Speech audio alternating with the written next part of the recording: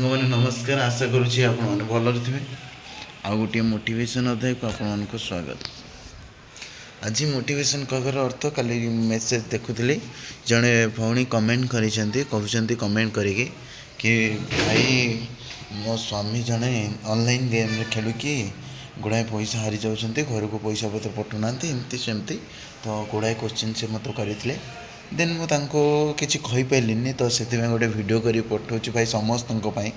ଆଜିକାଲି ଯେଉଁ ଅନଲାଇନ୍ ଗେମ୍ରେ ପ୍ରଭାବିତ ହୋଇକି ଲୋକମାନେ କରୋଡ଼ପତିର ସ୍ୱପ୍ନ ଦେଖିକି ଲୋକମାନେ ଯେଉଁ ପରିସ୍ଥିତିରେ ବର୍ତ୍ତମାନ ଅଛନ୍ତି, କିଏ କାହାର କ'ଣ ହେଇଯାଉଛି, କ'ଣ ପରିସ୍ଥିତି, ତ ସମସ୍ତଙ୍କୁ କହିବି ଭାଇମାନେ ଆମର ଫ୍ୟାମିଲି ଅଛି, ଦେନ୍ ଆମେ ଟଙ୍କାଟେ ଇନକମ୍ କରୁଛନ୍ତି, ତ ଟଙ୍କାଟାକୁ କେମିତି ସଦ୍ ଉପଯୋଗ କରିବା ସେଇ ବିଷୟରେ ଆମେ ଭାବିବା।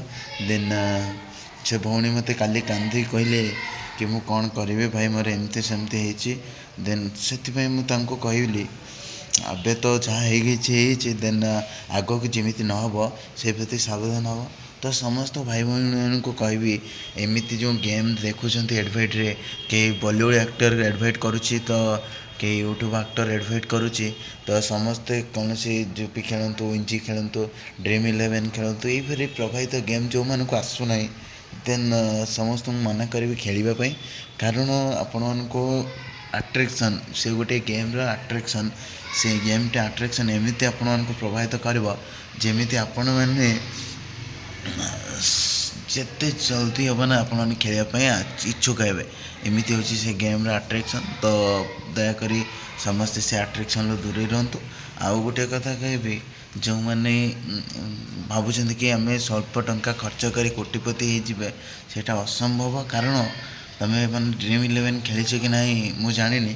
ଦେନ୍ ମୁଁ ପ୍ରଥମେ Dream11 ଖେଳି ବହୁତ ପଇସା ବି ମଧ୍ୟ ଉଡ଼େଇଥିଲି।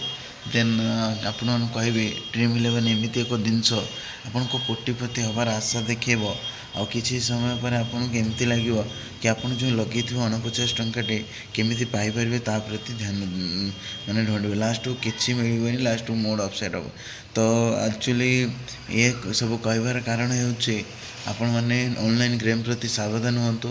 ଯଦି ଆପଣଙ୍କୁ ଜଣା ନାହିଁ ଅନଲାଇନ୍ ଗେମ୍ କେମିତି କ'ଣ, ତ ଆପଣମାନେ ଡାଉନଲୋଡ଼୍ କରନ୍ତୁ ନାହିଁ, ଖେଳନ୍ତୁ ନାହିଁ, ଆଉ ପରିବାର ପ୍ରତି ଭରଣ ପୋଷଣ କରନ୍ତୁ।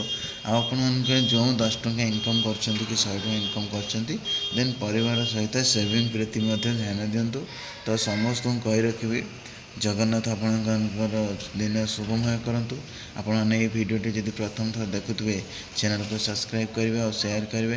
ଦେନ୍ ସମସ୍ତଙ୍କୁ କହି ରଖିବି, ଆପଣମାନଙ୍କର ଗୋଟିଏ ଭଲ ପାଇବା ଆଉ ଲାଇକ୍, ସେୟାର, ସବସ୍କ୍ରାଇବ୍ ଆମକୁ ନିଶ୍ଚୟ ଆଗକୁ ବଢ଼ିବ। ଦେନ୍ ସବୁବେଳେ ଧ୍ୟାନ ଦେବେ, ଅନଲାଇନ୍ ଗେମ୍ ପ୍ରତି ସାବଧାନ ରୁହନ୍ତୁ। କାରଣ ଅନଲାଇନ୍ ଗେମ୍ ଆପଣଙ୍କୁ ରାସ୍ତାରୁ ରୋଡ଼ପତି ବି ବନେଇ ଦେଇପାରେ। ତ ସେଥିପାଇଁ ଆପଣ କରୋଡ଼ପତି ଚକ୍କରରେ ରୋଡ଼ପତି ହେଇପାରନ୍ତି। ତ ସେଥିପାଇଁ ସେ ଅନଲାଇନ୍ ଗେମ୍ ପ୍ରତି ଦୂରେଇ ରୁହନ୍ତୁ। ଦେନ୍ ସମସ୍ତେ ଆଶା କରି ଭଲରେ ଥିବେ। ତ ଜଗନ୍ନାଥ କରନ୍ତୁ ଆପଣଙ୍କ ଦିନ ଶୁଭମୟ ହେଉ। ତ ସମସ୍ତଙ୍କୁ ରିକ୍ୱେଷ୍ଟ କରିବି, ତ ଅନଲାଇନ୍ ଗେମ୍ ଯେଉଁମାନେ ଖେଳୁଛନ୍ତି এই ଭିଡ଼ିଓଟି ସେମାନଙ୍କୁ ସେୟାର କରିବେ। ଦେନ୍ ସେମାନେ ନିଶ୍ଚୟ ଭାବିପାରିବେ କି ଅନଲାଇନ୍ ଗେମ୍ ଖେଳିବା ଦ୍ୱାରା କେତେ ଭଲ ଆଉ କେତେ ଖରାପ। ଦେନ୍ ନେକ୍ସଟ ଭିଡ଼ିଓ ବହୁତ ଜଲ୍ଦି ଆସିବ। ଦେନ୍ ସମସ୍ତଙ୍କୁ କହିବି ଜୟ ଜଗନ୍ନାଥ। ତ ଆପଣମାନଙ୍କର ଭଲ ପାଇବା ଆଶୀର୍ବାଦ ଏମିତି ମୋ ଉପରେ ରହିଥାଉ।